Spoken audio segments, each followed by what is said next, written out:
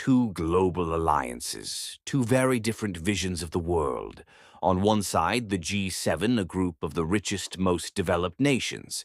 On the other, BRICS, an emerging bloc challenging Western dominance. So, who's really shaping the future of the global economy? And what does this mean for the US? Let's break it down.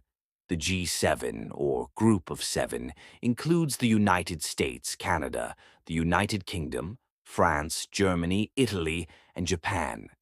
They're the traditional economic powerhouses, representing just 10% of the world's population, but nearly 45% of global GDP.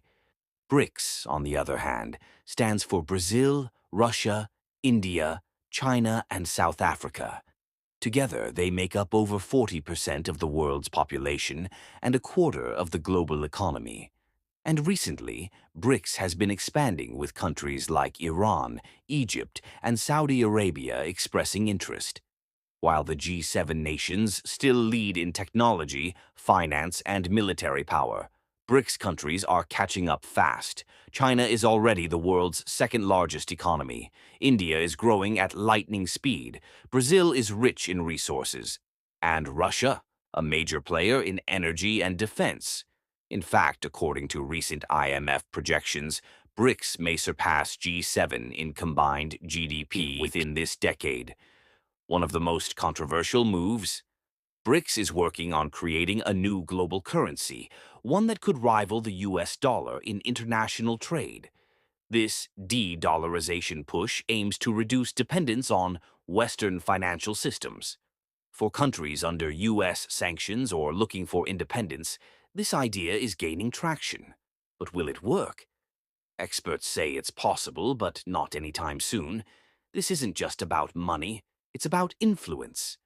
G7 members often align on democracy, open markets, and Western values. BRICS, meanwhile, promotes multipolarity, a world with multiple centers of power. While the G7 uses institutions like the IMF and World Bank, BRICS has its own, like the New Development Bank. This clash isn't a war, but it is a battle for leadership in a changing global order. For the United States, this shift is both a challenge and an opportunity. On one hand, the dollar's dominance is being questioned.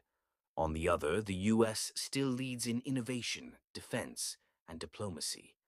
But to stay ahead, America must invest in global partnerships, trade resilience, and tech leadership. The world is no longer unipolar. It's a chessboard, and every move counts. So, who will win BRICS or G7? Maybe neither. Maybe the real winner will be the one who adapts fastest.